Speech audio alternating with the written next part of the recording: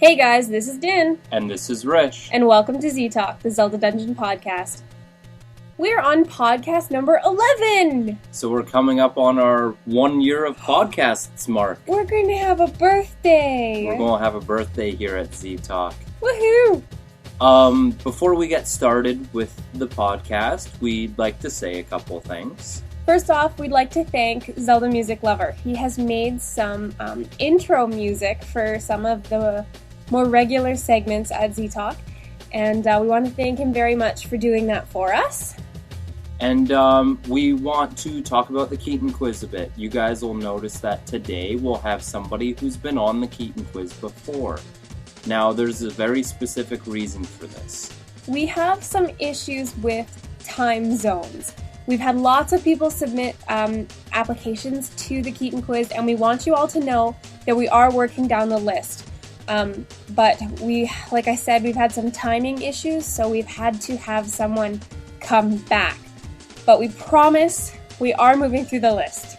And as soon as we have somebody knock down Xinnamin, then it'll be a lot easier to kind of get through it. Yes.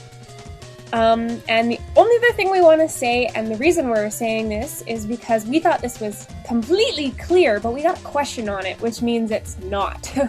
So, we want to tell everybody that we're always welcoming more segments. You guys know the segments. You've heard a bunch. Xinnamin's become a regular contributor. Some other people have as well. But we want everybody to contribute. Everybody's welcome to send us stuff. You do not have to be a staff member or a moderator or anything at Zelda Dungeon. As long as you want to talk about Zelda and have recording equipment, you can send in a segment. Just choose something that you're passionate about and go with it. And there's a link in the description below called The Invitation, and it's a little write-up on the forums about things we want to make sure are good about your segment, just recording quality and that kind of thing. And those are the only requirements, guys. That's it, so keep those segments coming in. We're always looking for more, because every month we're coming up a little shy and we gotta work at getting some more. So give us lots, please. Alright, I think that's all of our announcements. I think that's everything, so let's get to the podcast. Alright, let's go to our first segment.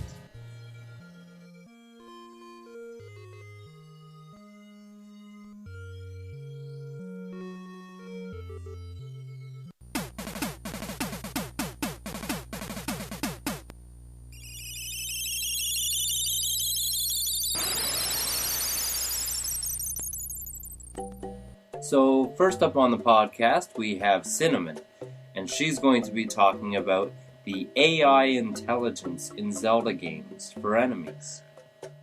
Oh, well, I would say, without even hearing it, that they're not very bright, some of them. Okay, so AI unintelligence then.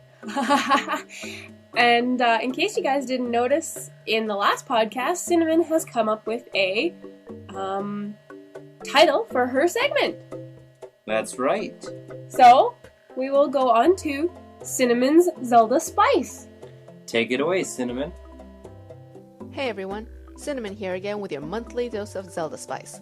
So, some of you may remember in podcast number 8 when I was ranting about the Dead Man's Folly, at one point I got just a tad off topic and started hating on Malladus, the big bad blue floaty skull train monster thing dude, yeah, you know, from Spirit Tracks, who I called the most inept boss in any game ever.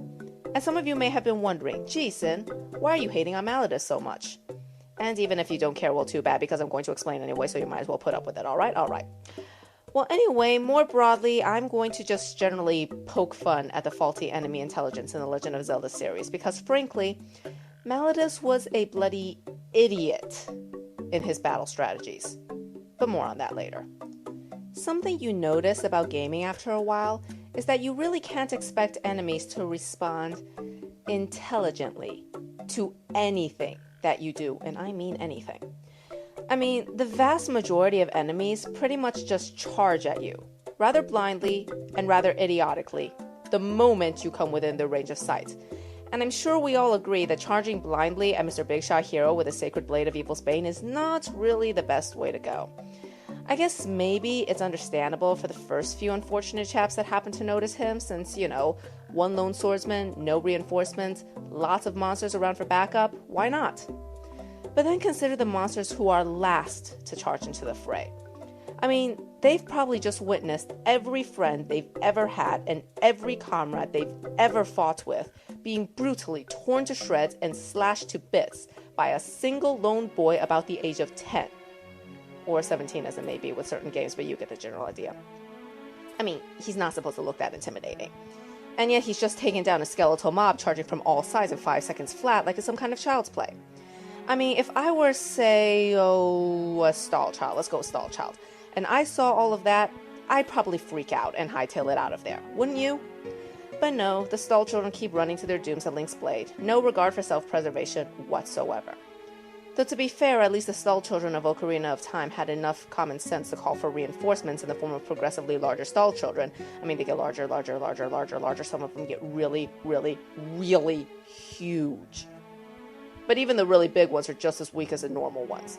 And I don't know whether I'm supposed to blame bad enemy intelligence for that so much as just nonsensical enemy design. Your call. Anyways, I suppose one could argue that, they're enemies. It's in their instincts to charge at and take down any intruders that they see.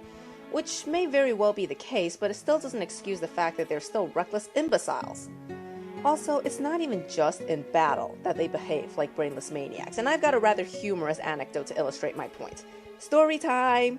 Anyways, in Twilight Princess, specifically in the City in the Sky, there is this one room that has 2 armored Lizzo foes standing on opposite corners. And like most rooms in the City in the Sky, there are a lot of gaps in the ground. And in this room, there were 2 such gaps between where these 2 Lizard foes were standing. Now, I don't know about you, but I really like to make things go boom. So rather than dance a swords battle on a floor ridden with bottomless pits, I decide to bomb arrow the suckers. So I bomb arrow one of them, easy peasy. He goes boom, he dies. Yay! So now what does the second one do? He decides he's just gonna waltz on over there and investigate why there was an explosion, which in itself is pretty ridiculous since the 2 are standing, just a few yards apart? Is he blind or something? And of course, being the little idiot that he is, he ends up walking straight off of his platform through the gaps in the floor, falling down to his doom in the abyss below. What makes it more absurd is that had Link gone and grabbed their attention by engaging in battle, they would have jumped that gap to meet him. So I really don't know what to make of that. Now, I will give credit where credit is due. Not all enemies have the brain capacity of a 2-year-old child. Some of them actually show a degree of intelligence and strategy. Wall Masters actually attempt to take you by surprise. Redeads know to stun you before attempting an assault. Wizrobes teleport around to throw you off guard. Even some of the bosses are capable of proper intelligence, to a certain degree. I mean, yes, most bosses are just brainlessly repeating the same old, clearly flawed battle tactics repeatedly until Link kills them, but some are smart enough to defend themselves. For example, Star-Lord from Twilight Princess at least add traps to the spinner tracks and has more Stalfos defending his spine as the battle goes on. And Darkling from Ocarina of Time with his whole jump onto Link's sword tactics, I'm sure we all know that one. But sadly enough, those are actually about the only 2 shows of intelligence I can recall. You asked me to list out how many ways bosses have shown their idiocies, and I can give you a mile-long list, no problem. Some of my favorites are as follows. Ocarina of Time's King Dodongo, whose entire battle comprised of roaring at Link, thus allowing ample opportunity for bomb throwing, and rolling around at the speed of a ball of molasses. Majora from Majora's Mask, who freely and gladly gives Link the Fierce Deity mask that turns the final bottle into little more than a series of mindless button mashings. Argarok from Twilight Princess, who despite being a great big fire-breathing dragon, decides to just hover mindlessly, turning around in circles with a ring of P-hats, not even attempting to fly around or anything. There's a ton more examples, but my absolute favorite would have to be Malladus. And that's where we go back to what I meant when I called Malladus the most inept boss in any game ever. Should I call a spoiler alert here? May as well, so yeah, Spirit Track spoiler alert. Proceed at thy own risk and all that good stuff. To start off, Malladus as a character, not even as a boss, but simply as a character, sucked. He is supposedly this great and powerful demon king who terrorized the land that was to become New Hyrule, and it took the spirits a great prolonged war to lock him away. Enter Chancellor Cole, that insane demonic leprechaun dude that revives Malladus, and also sort of in a way controls him. I mean, if you pay close attention to Cole and Malladus' interactions, Cole is calling most of the shots. When Malladus is revived, Cole talks for Malladus. Cole reassures Malladus. Cole leads Malladus onto his own freaking train. Cole tells Malladus what to do.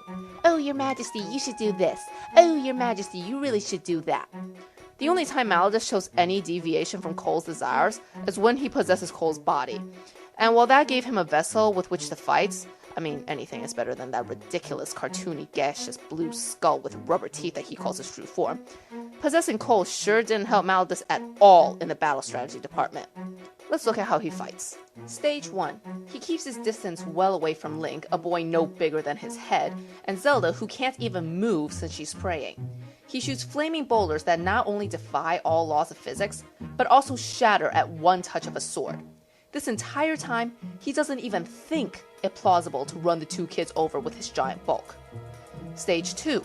Zelda is wielding the only weapon that can either reach him or harm his weak point. Yet it is Link he goes after non-stop, and Link's sword can't even scratch his skin. You'd think at the very least, after Zelda shoots him, he'd think, hey, this boy can't do squat to me, but that girl's arrows really hurt. I should take her out first. But no, he still goes after Link. Doesn't pay a lick of attention to Zelda. Maybe Malladus just gets really itchy with Link poking at his legs or something. Though if I were him, I'd place eliminate lethal light arrows at a higher priority than eliminate harmless itch. And also seriously, what kind of Demon King has his true form as a bubbly, rubbery, light blue skull? I mean, it looks like something out of Looney Tunes, or something else equally insane. I'm sorry, but Malladus is just one boss that I think failed in all regards. Every single individual regard, he just totally failed. He epitomizes video game enemy idiocy for me. Like he is the god of video game enemy idiocy. So yeah, anyway, rant's done. Please carry on with your lives and podcast enjoyment. Bye, Bee. So, I think Xinnamin doesn't like Malladus. You know what? I have to agree with her, though. Most of the enemies in Zelda, their battle strategies are not exactly up to par with, taking over the known world. Yeah, no, I'd have to agree. Or even killing the lone swordsman. Who's, as she said, between the age of, 7 and 20. Yeah, he's not exactly the most menacing person on the face of the planet. Thanks for your segment, Xinnamin.